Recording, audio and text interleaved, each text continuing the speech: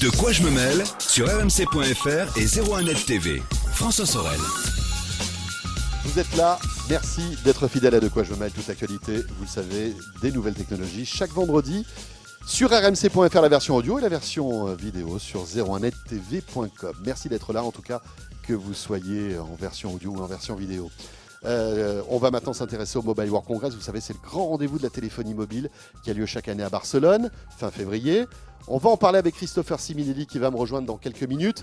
Avec lui, on s'intéressera à un projet étonnant, le projet Tango de Google, qui permet de mapper, en fait, de scanner l'intérieur des bâtiments. C'est assez impressionnant, on verra ça tout à l'heure. Mais dans l'immédiat, il revient tout juste de Barcelone et il est à mes côtés, c'est Pépé Garcia. Salut Pépé. Salut François, je reviens comme vous de Barcelone et des tapas et tout. Oh, aïe. On a même pas eu le temps d'aller bouffer, non? Oh, un tout petit peu. Tout petit peu, un fond de sauce de tapas, voilà, c'est génial. Entre deux rendez-vous, parce que c'est vrai que, alors juste pour vous raconter un petit peu l'envers du décor, c'est un salon qui est immense, on n'arrête pas de courir dans tous les sens. Mais bon, c'est passionnant, hein, bien sûr. Ah ouais, c'est génial, c'est absolument génial. Alors c'est moi qui vais vous poser une question, François. Ah, Vous qui êtes habitué à aller au Mobile World Congress, est-ce que vous pensez que cette édition 2016... je suis pas là, je suis caché. Si. Tu sais, Pépé, comme les enfants, Ouais. quand ils se cachent comme ça. Non, mais c'est moi, je vais attaquer, c'est pas souvent que je fais ça. Est-ce que vous pensez, François, que c'est Oui. une belle cuvée, une grande cuvée du Mobile World Congress, ou au contraire, c'est une cuvée qui est normale, sympathique, mais sans plus? Ouais, normal, sympathique, sans plus pour moi. Et ben c'est fou parce que, encore une fois, vous allez croire, mais on s'est pas parlé avant, Non, puisque mais je suis non. arrivé tout de suite dans le Ouais, studio et il François a déboulé comme ça. était là. déjà sous les éclairages, on s'est fait maquiller le crâne, ce que je n'ai pas besoin de faire, parce que Oui, c'est vrai. j'ai des cheveux. Oui. Et, Très et- long d'ailleurs, il faut les couper un peu. non, mais c'est une brosse, mais à l'intérieur. Enfin, voilà, c'est ça. Donc, alors, le truc, c'est qu'en effet, moi, j'ai trouvé que c'était un Mobile World Congress qui était assez moyen. Du moins pour nous, parce que je sais pas si vous en avez pensé, il faut dire aux gens qu'il y a quand même 8 halls qui sont gigantesques. Et j'ai trouvé que c'était très B2B. Alors pour expliquer aux gens, Exactement. c'est business to business et non pas B2C qui est business to consumer. Il y avait en fin de compte deux grands halls qui étaient destinés à ce qu'on peut vous rapporter, vous, ici à De quoi je me mêle. Et tout le reste, c'était Oui. Bah, c'était des constructeurs qui discutaient avec les opérateurs, voilà, des avec opérateurs. par exemple des fabricants de logiciels, des De développeurs, l'infrastructure de etc. Wi-Fi, de Voilà, l'infrastructure des téléphonique. puces qui vont dans les téléphones, etc., des usages, mais finalement, c'est vrai que... Alors, en fait, moi, je trouve qu'il y a eu un très bon début, ça a démarré, mais sous les chapeaux de roue dimanche, avec LG, avec Huawei, avec Samsung, boum, on a eu tout le monde là qui a Ça balancé s'est ses arrêté trucs. net. Et puis après, La chape de plomb est retombée. c'est retombé. On a eu les infos et hop, il n'y avait plus rien eu après. Même au niveau des communiqués de presse qu'on a reçus, nous, dans les boîtes mail, tout est parti. Ouais. Et puis après, paf. Mais heureusement qu'on a eu LG et Samsung, parce que franchement, Et je devrais pas le dire, mais là, c'est vrai. on pleurerait. Eh non, mais comme on ça, là, pleure- ça on serait pleurerait terrible. sur 12 générations, justement, parce que Ouais. sans eux qui ont lancé l'affaire comme ça, et Sony avec quelques petits accessoires qui peuvent faire un petit peu bisquer, dire qu'est-ce que c'est. C'est-à-dire, moi, ce qui m'intéresse dans un salon comme ça, c'est avoir de la curiosité, c'est-à-dire qu'on présente des trucs, même si c'est des protos, et que ça attise ma curiosité, qu'on puisse en parler justement aux gens dans cette émission, c'est ça qui m'intéresse. Mais là, il n'y a pas eu vraiment des produits qui ont... On y va tout de suite ou est-ce que Allez, bon, Allez. on commence par ton premier coup de cœur. Bah, Alors, c'est le LG G5. bah ouais, mais je suis pas super original là-dessus, François et tout le monde. C'est que j'attendais. Faut voir quand même que c'est pas le côté modulaire, c'est pas une nouveauté. C'est pas la première fois. Il y a Lumia, Nokia qui avait commencé à parler des produits qui sont comme ça modulaires à l'intérieur d'un truc. Là, ça m'a scié parce que il y a un truc que je comprends pas. Là encore, comment est-ce que LG a pu vraiment garder le secret total ou presque total sur un tel produit? Donc on explique ce que c'est. C'est un téléphone qui est un body, donc on a le téléphone normal, c'est un body dans lequel on peut insérer pour le moment deux modules complémentaires. Une fois que les deux modules ont été choisis, c'est soit un module audio qui permet de faire muer le smartphone en un super vrai baladeur Bang & Olufsen. Quand j'ai découvert ça, j'ai pensé à toi. Je me Oui. suis dit, waouh, Pépé va être à fond là. Ah, je suis à fond, parce que déjà BO, je sais qu'ils travaillent correctement, ce sont des gens qui maîtrisent, c'est-à-dire qu'ils n'ont pas fait appel à une marque Z qui vient de on ne sait pas où. Pas du cru, par exemple. Ah, l'eus-tu cru, mon ami, l'eus-tu cru que Bang & Olufsen allait faire un truc comme ça avec LG? Et donc, ils ont encouragé Bang à travailler avec eux, ce qui a donné une carte, un module qui permet d'aller jusqu'au 24 bits, 32 bits professionnels. Donc, on a un véritable baladeur une fois qu'on a inséré le module. Ça, c'est incroyable. Il te tarde de le tester, j'imagine. Il me hein. tarde d'écouter ça. En plus, il y a des écouteurs livrés avec, des écouteurs Bang & Olufsen. Vraiment, on peut dire que c'est le package. Ouais. Et après, il y a le module qui est le Cam Plus, dont je sais pas, on parlera peut-être tout à l'heure. C'est un module qui permet d'avoir un meilleur appareil photo avec une petite roulette pour le zoom et autres, et qui a également une batterie de 4000 mAh. Donc c'est le smartphone modulaire. Même si les résultats sont peut-être pas toujours, on ne sait pas ce qui va se passer. Je trouve que l'idée en elle-même, C'est pas mal. et se dire on a le body et on fait ce qu'on veut et rien n'empêche LG de continuer pendant Bien l'année sûr. 2016 à balancer des Et modules. peut-être même d'autres constructeurs à fabriquer des modules compatibles sur ce G5. Voilà. Après, il faut qu'il rencontre du succès pour que, évidemment, il y ait un modèle économique derrière. Hein. Complètement. C'est ça. Alors tout le monde dit il est moche, il est si. Mais déjà, il est obligatoirement un peu plus épais que les autres, puisqu'il faut placer le module. Et encore, je trouve qu'ils s'en sont plutôt pas mal sortis. Hein. Ouais. Moi, je le trouve plus beau que le G4, par exemple, qui était un peu bombé, un peu gros, etc. C'est vrai qu'il est pas mal. Alors le truc, c'est qu'ils ont expliqué que le produit, enfin quand on essaie de mettre le module et l'enlever, c'est assez compliqué parce qu'en fait quand ils voulaient qu'il s'arrime, donc il y avait une sorte de protection pour pas qu'il puisse se décrocher, qui fait que le pareil est plus épais, mais ils ne pouvaient pas le faire sur un truc très fin. Donc il y a des explications techniques au fait Mhm. qu'il est un peu plus épais que. Enfin, c'est mon coup de cœur. J'attends de le tester avec une grande impatience, François, parce que On va voir ça. c'est l'idée de pouvoir faire évoluer un produit, d'avoir un module évolutif. Moi, ça me plaît énormément. Alors bien sûr, il y avait après la caméra 360 Oui. aussi, alors qui ne se connecte pas au module, qui marche en Wi-Fi.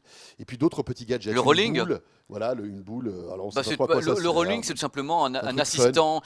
assistant domestique qui Ouais. peut distraire le chien dans la journée, vous donner une vision de votre appartement. Oui, parce et qu'il y a une caméra, donc vous pouvez prendre la main où que vous soyez Voilà. pour piloter. et cette puis il petite roule, c'est le rolling, et puis il y a le casque de VR aussi. boule. Oui, c'est ça. En fin de compte, ils ont lancé un écosystème. Ouais, exactement, un écosystème. C'est quand même dingue qu'on puisse être une marque et lancer carrément un nouvel écosystème. C'est ça qui m'a fait, François et tout le monde, c'est ça qui m'a fait un peu waouh, génial ta mère. Voilà. Ta mère. Mais oui, mais j'aime beaucoup ma maman. Ah bon, d'accord. On lui fait un gros bisou. Voilà. On enchaîne avec, eh bien, justement, puisque tu l'as abordé à l'instant, tout ce qui est réalité augmentée, Oui. tout ce qui est masque VR, etc. La question qu'on peut se poser et qu'on s'est déjà posée et que tu te poses, est-ce que c'est véritablement une vraie révolution? Est-ce que demain on aura des usages avec ces masques-là ou est-ce que ça va se terminer comme la 3D, la Ah, télé 3D? Bah alors justement, en me baladant, c'est ce que j'ai essayé de comprendre. Enfin, quand le truc, c'est que le masque de réalité virtuelle, je crois que ça va être très différent de la 3D. Pourquoi? Parce que là, vraiment, on tient pas longtemps avec, faut être réaliste. Donc, mais par contre, ce qui est intéressant, c'est que le masque de réalité virtuelle peut être utilisé par exemple dans les magasins ou chez les constructeurs de véhicules qui peuvent mettre carrément leurs clients à l'intérieur d'un véhicule pendant 5 minutes sans qu'ils aient réellement à le tester physiquement. Donc je crois que les applications vont au-delà du gaming et au-delà du cinéma. Mais j'ai remarqué un truc, vous savez, je suis resté un petit moment devant le stand Samsung avec le Gear ou bien le stand LG et j'ai vu que les gens avaient hâte de les enlever. C'est un fait, on les a, mais on les enlève tout de suite, on Ouais, a mais vraiment envie. Oui, mais parce que je pense que le cerveau, au bout d'un moment, rejette ce genre de choses. Parce qu'on ne se sent pas bien. Enfin, moi, je sais que je suis hyper malade avec ces trucs-là. Avec le HTC Vive aussi avec le, Alors le- non, pas avec le Vive. Bah non, parce pas avec le Vive, mais par il exemple... balaye plus, il a 80 Ouais, Hz. mais avec le Gear VR, par exemple, au bout d'un moment, oh là là, j'ai l'impression d'être dans un bus qui roule à 200 km/h dans une montagne. C'est quoi. l'oreille interne quoi, qui dit stop, Ouais. je veux pas. Mais il y a des gens qui sont plus sensibles que d'autres à ça. On est tous différents. Par exemple, l'avion, enfin en bateau, qui sont sensibles, qui ont le mal de mer, d'autres pas. C'est l'oreille interne. On est foutu comme ça. Il y a beaucoup de gens qui sont quand même. Je voyais la tête des gens. Ils étaient contents de vivre l'expérience pendant 3 minutes. Et puis après, c'est par où la sortie, quoi. Voilà, et après, est-ce qu'on est prêt à investir plusieurs centaines d'euros, voire même plusieurs On a eu le prix d'ailleurs de milliers HTC d'euros Vive, qui était de Ouais, 800 $. C'est ça, mais après, il faut un PC derrière qui booste, Un etc. gros PC. Est-ce qu'on est prêt à investir? Et est-ce qu'on pourra, par exemple, jouer à des jeux pendant 1 heure, 2 heures, Ouais, 3 heures moi, avec ce masque? Moi, j'ai beaucoup de mal. Même. Je me suis baladé chez HTC, pardon, il y avait des gens qui étaient là, et même les gens d'HTC, pas uniquement parce qu'il y avait du monde, ils disaient au bout de 4 minutes, les mecs ils commençaient à se tenir au bastingage parce qu'ils étaient dans l'espace, à bouger de tous les côtés. Les mecs de HTC voyaient les gens qui avaient la tête qui bougeait un peu trop et arrêtaient eux-mêmes le masque. Parce Ah ouais, que d'accord. mon coco, là, le mec bougeait trop la tête, ils disaient bon là, il va décoller le type. Et on sait qu'il y a une dangerosité parce qu'on est à l'intérieur d'un système, on est complètement enfermé. Bien sûr. Et les sens sont complètement perturbés. oui, Nos sens j'ai- sont complètement Je perturbés. dis toujours, comme il y a 2 trains, il y en a un à l'arrêt et un qui démarre, on ne sait jamais lequel Oui, démarre. c'est ça. Et notre cerveau nous fait partir en marche arrière, même si on est celui qui est à l'arrêt. C'est ça. Donc c'est exactement la même chose avec le VR. Donc j'ai du mal à savoir, François. J'ai du mal à savoir si ça va être une réussite ou si ça va être comme la 3D. J'ai du mal. Je pense que ça va être ponctuel. On va pas rester 3 heures avec ça sur le nez. Les mecs, ils finissent, allez, direction les urgences, quoi, avec Gerbaflex. Parce Alors que...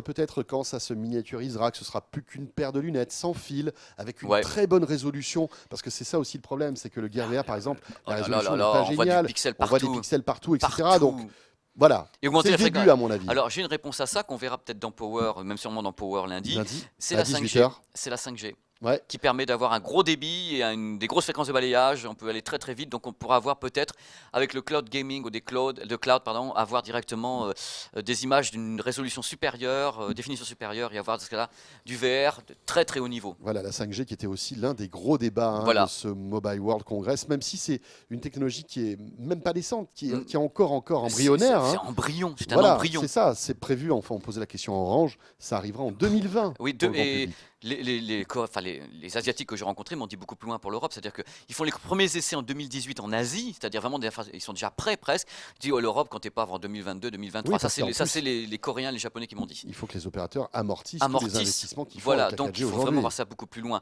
Donc voilà, c'est beaucoup de questions qu'on soulève parce qu'on s'est intéressé sur place, mais on n'a pas eu vraiment toutes les réponses. Non. C'est ça le truc, François. Voilà, pour ce Mobile World Congress vu par Pépé. Alors c'est mitigé, hein. Il n'y a pas que des choses qui sont négatives, vous l'avez vu, hein. Il y a des trucs sympas. On aurait pu parler aussi de l'avalanche des smartphones au bon rapport qualité-prix, hein, des smartphones chinois aujourd'hui à 200 € C'est qui dingue, sont les qui ont Wiko, tout, les machins, hein, les trucs. capteurs d'empreinte, etc. Ouais. Enfin, pas mal de vidéos vous attendent sur 01net TV Yes. pour justement parler de tout ça. Merci Pépé. Merci François, merci tout le monde et ciao, à très vite. Et Et on se Power retrouve- lundi, ouais. Power lundi Ouais. et on se retrouve dans 2 semaines dans Ouais, De cool. quoi je me mail. Merci. Vous restez là. Autre vision de ce Mobile World Congress avec une autre personnalité. Ce sera Christopher Similly de la rédaction de zeronet.com. A tout de suite. De quoi je me mêle sur rmc.fr et 01net TV.